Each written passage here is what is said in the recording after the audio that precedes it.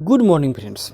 आज एक बहुत ही महत्वपूर्ण टॉपिक के साथ आए हैं और यह टॉपिक कौन सा है तो आईआर का यानी इंटरनेशनल रिलेशन का टॉपिक है। जो कोई भी एग्जाम हो उसमें यह आता ही है और खास करके स्टेट पीसीएस हो, यूपीएससी हो या बीपीएससी हो, इसमें भी यह मेन के में एक महत्वपूर्ण टॉपिक के रूप में इसे क्वेश्चन पूछे जाते हैं। तो आज कौन सा टॉपिक लाए हैं तो भारत चीन आर्थिक संबंध को स्पष्ट करें। भारत चीन के समय तो अभी आर्थिक या भू राजनीतिक स्थिति में भी बहुत मामला चरम पर पहुंच चुका है। रोज खबरें आती रहती हैं कि क्या हुआ इन दोनों देशों के बीच। चीन से भारत को मिल रही चुनौतियों को रेखांकित करें तो देखते हैं। भारत की अर्थव्यवस्था दुनिया की तीव्र गति से बढ़ती अर्थव्यवस्था थी या अभी भी है कह सकते हैं, क्योंकि जो अभी तो पेंडेमिक है तो क्षणिक है, तो पेंडेमिक कोरोना चला ही जाएगा। और अब दुनिया की 11वीं बड़ी अर्थव्यवस्था आज दूसरी ओर, यानी कि भारत क्या है तो दुनिया की 11वीं अर्थव्यवस्था पहले थी, लेकिन अभी पीपीपी के मॉडल के हिसाब से भारत क्या है दुनिया में तो तीसरे नंबर पर आ गया है और जीडीपी के हिसाब से भारत 5वें नंबर पर आ चुका है। वहीं दूसरी ओर चीनी अर्थव्यवस्था के पहिए भी तीव्र गति से घूम रहे हैं। आज यह यूएसए को पछाड़ने की सोच रहा है और अतः दोनों के रिश्तों का एक अहम पहलू दोनों देशों के बीच तीव्र गति से बढ़ रहा आर्थिक संपर्क एवं व्यापार है। लगभग एक दशक से व्यापार संतुलन पूरी तरह से चीन के ही पक्ष में है। अभी तक जो 2008 के बाद भारत का सबसे बड़ा व्यापारिक पार्टनर कौन था तो चीन था, जिसमें भारत को प्रत्येक वर्ष लगभग $50 बिलियन का घाटा होता है, क्योंकि वहाँ से अधिक निर्यात होता है भारत को और भारत अपना निर्यात कम कर पाता है। लेकिन इस बार क्या हो गया, इस बार सबसे बड़ा भारत का जो व्यापारिक पार्टनर है वो यूएसए है। भारत को व्यापारिक घाटा सहना पड़ रहा है। आगे देखिए, चीन से भारत का आयात लगातार बढ़ता जा रहा है, क्योंकि भारतीय बाजारों में चीनी उत्पादों की मांग काफ़ी है। और कोई दवा हो, पीपीई किट हो, कोई कोरोना वैक्सीन जांच किट की बात हो या कोई खिलौना हो, मोबाइल हो, कुछ भी देख लीजिए, सब के सब चीन से आते हैं। चीन भारत को अधिकतर कच्चे माल का आयात करता है, यानी चीन ने भारत से क्या लेगा तो भारत से केवल कच्चे माल, आयरन ओर्स, प्राथमिक उत्पाद, इसी तरह के ही रॉ मटेरियल ही भारत से जाते हैं, जिनमें लौह इस्पात, प्लास्टिक तथा बहुमूल्य धातुएं शामिल हैं। चीन अपने औद्योगिक उत्पादन में गतिशीलता प्रदान करने के लिए काफ़ी मात्रा में भारत से कच्चा माल आयात करता है, मगर कच्चे माल की कीमतें लगभग स्थिर रहने के कारण भारत को इसका अधिक लाभ नहीं मिलता है। दूसरी ओर भारत से खरीदे गए कच्चे माल से बनाए गए उत्पादों की बिक्री से चीन को अधिक लाभ होता है। भारत को लाभ प्राप्त करने के लिए बने बनाए उत्पाद का निर्यात करना आवश्यक है, लेकिन कम उपभोग की प्रवृत्ति वाले चीनी समुदाय में जब चीनी उत्पादों के ही खपत कम है तो फिर भारत के उत्पादों के लिए वहाँ शायद ही जगह हो। और जो भारत का फार्मास्यूटिकल्स उद्योग, जो जेनेरिक दवा है, तो वह भी वहाँ नहीं जा पाती। क्यों? क्योंकि वहाँ पर जो लाइसेंसिंग राज है वही देने में वो लोग बहुत समय लगा देते हैं, तब तक रिवर्स इंजीनियरिंग करके वो लोग अपना ही उत्पाद ले आते हैं। हालांकि हालात यह है कि पिछले 6 वर्षों में चीन से भारत में आयात लगभग 6 गुना वृद्धि हुई है। कुछ आयातित वस्तुओं जैसे रेशम एवं रेशमी कपड़े, कोक, इलेक्ट्रॉनिक गुड्स आदि के लिए तो भारत पूरी तरह से चीन पर ही निर्भर है। और दवाओं के लिए जो कच्चे पदार्थ होते हैं, जो रॉ मटेरियल होता है, उसमें भी भारत तो 90% से अधिक चीन पर ही निर्भर है। इस प्रकार बढ़ता व्यापार असंतुलन भारत की अर्थव्यवस्था के लिए शुभ संकेत नहीं है, क्योंकि इससे भारतीय घरेलू उपभोक्ता बाजार में बड़ी औद्योगिक इकाइयों को नुकसान उठाना पड़ रहा है। सबसे बुरा प्रभाव घरेलू तथा मझोले उद्योगों पर पड़ रहा है। वस्तुतः चीन ने अपनी अर्थव्यवस्था का नींव निर्यातमुखी, यानी केवल निर्यात करने के लिए ही बनाया है, सिद्धांत के आधार पर डाली। उसका ज़्यादातर जोर सस्ते श्रम और अच्छे ढांचागत विकास व सुदृढ़ विपणन सेवाओं के बल पर सस्ते उत्पादों का उत्पादन कर उन्हें विदेशी बाजारों में बेचने के लिए है। इसलिए वह सीमित उपभोग तथा अधिक बचत को महत्व देता है चीन, और भारत में तो ऐसी बात है नहीं। चीन के सस्ते उत्पादों की भारतीय बाजारों में बढ़ती पैठ पर आर्थिक विशेषज्ञों ने गहरी चिंता व्यक्त करते हुए कहा है कि अगर भारत जल्द ही कोई प्रभावी कदम नहीं उठाए तो भारत का घरेलू औद्योगिक विकास बुरी तरह प्रभावित होगा। बेरोजगारी की दर बढ़ेगी तथा देशी व विदेशी कंपनियों द्वारा भारत में पूंजी निवेश घटेगा। यदि भारत ने चीन के साथ कोई कठोर व्यापारिक शर्तें नहीं रखी तो भविष्य में दूसरी आशंका बढ़ती जा रही है कि कहीं चीन ने भारतीय बाजारों में सस्ते खाद्यान्नों तथा खाद्य प्रसंस्कृत उत्पाद उतार दिए तो भारत की कृषि अर्थव्यवस्था भी दुष्प्रभावित हो सकती है। भारत द्वारा उपयुक्त परिस्थिति की सामना करने के लिए कुछ उपाय भी तो भारत को करना चाहिए।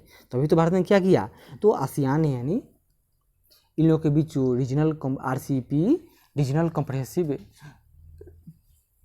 ट्रीटी होने वाला था जो मुक्त व्यापार था, जिससे भारत पीछे हट गया। वो क्या था? आसियान प्लस, जो आसियान के 10 देश और साथ में ही चाइना, ऑस्ट्रेलिया, न्यूजीलैंड, जापान, दक्षिण कोरिया और भारत थे। इसमें एक मुक्त व्यापार का संगठन क्षेत्र बनता, लेकिन मुक्त व्यापार जोन से भारत ही अलग हो गया क्योंकि भारत को चीन से बचना था। आगे देखिए, उदार व्यापारिक नीतियों के बजाय भारत अब अपेक्षाकृत कठोर आर्थिक नीतियाँ अपनाए। इसके अंतर्गत चीनी उत्पादों पर सीमा एवं घरेलू स्तर पर निर्धारित कर प्रणाली को कठोर बनाया जा सकता है। अपने उत्पादों की लागत चीनी उत्पादों के तुल्य किया जाए। चीन के साथ व्यापारिक सीमाओं का पुनर्निर्धारण किया जाए। चीन से कुछ उत्पादों के आयात पर प्रतिबंध लगाया जाए। अपने उत्पादन एवं व्यापारिक प्रणाली को इतना सशक्त बनाया जाए कि वह चीन के व्यापारिक चुनौतियों का सफलतापूर्वक सामना किया जाए। अतः स्पष्ट है कि भारतीय आर्थिक नीति चीनी आर्थिक नीति के सामने पिछड़ रही है। दोनों देशों के अर्थव्यवस्था का मुख्य रीढ़ सस्ता श्रम और बेहतर उत्पादन रहा है, किंतु चीन अपने सीमित आवश्यकता और सस्ते उत्पाद के कारण भारतीय बाजार को बर्बाद कर दिया और भारत के समक्ष कठिन चुनौती प्रस्तुत कर रहा है। क्यों? क्योंकि चीन में वन पार्टी सिस्टम है। वहाँ पर जो वहाँ के राष्ट्रपति शी जिनपिंग कह देंगे वही लक्ष्मण रेखा, क्या वही ब्रह्मास्त्र है, कोई कुछ नहीं करेगा। लेकिन भारत में तो हर कोई चाय के दुकान पर, पान की दुकान पर, कहीं भी कोई बैठा वो सरकार को कोसते हुए मिल जाएगा। तो समझने वाली बात है। तो विकास का कार्य कैसे हो? चीन के राष्ट्रपति शी जिनपिंग 17 से 19 दिसंबर 2014 तक भारत यात्रा पर थे। इसके बाद 2 बार इनफॉर्मल समिट भी हो चुके हैं। एक पहली बार कहाँ, वुहान में, जो वुहान में चर्चा में है, और इस बार हाल ही में कहाँ हुआ था, तो मामल्लपुरम या महाबलीपुरम में हुआ था। इस यात्रा पर 3 महत्वपूर्ण समझौते हुए थे। कुल 20,000 करोड़ रुपये का इसमें MOU पर हस्ताक्षर हुए। चीन के विकसित राज्य ग्वांगडोंग, याद कीजिए, ग्वांगडोंग की तर्ज पर गुजरात का विकास करने तथा दोनों प्रांतों के मध्य सांस्कृतिक एवं सामाजिक संबंधों का विकास हेतु समझौता, यानी ट्विंस सिस्टर, इसको ट्विंस स्टेट सिस्टर पॉलिसी इसको कहा जाता है। चीन के शहर ग्वांगझाऊ और अहमदाबाद का विकास सिस्टर सिटी की तर्ज पर करना। गुजरात के बड़ौदा में औद्योगिक पार्क के निर्माण में सहयोग। इस समझौते पर चाइना डेवलपमेंट बैंक तथा गुजरात सरकार के एक्सटेंशन ब्यूरो ने हस्ताक्षर किए। कुछ अन्य समझौते हैं, जैसे देखिए, व्यापार संतुलन को समाप्त करने के लिए चीन भारत में 5 साल में $20 अरब का निवेश करेगा। चीन के साथ भारत का व्यापार संतुलन बढ़कर अब $50 अरब करीब है, 35 नहीं, इससे भी आगे बढ़ गया है। पिछले साल दोनों के बीच 66.4 अरब डॉलर का कारोबार हुआ था। भारत और चीन के बीच बढ़ रहे आर्थिक संबंध देखिए।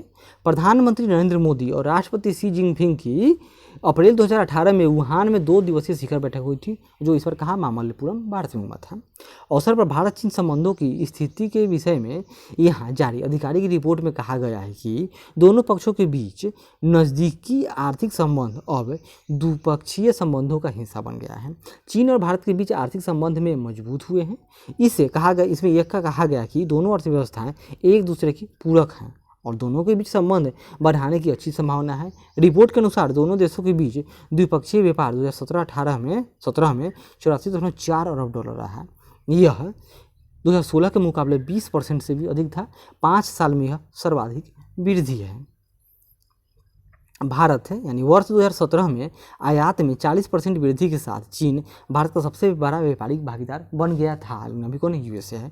इस वर्ष पहली तिमाही में द्विपक्षीय व्यापार 15.4% बढ़कर 22.1 अरब डॉलर के बराबर रहा।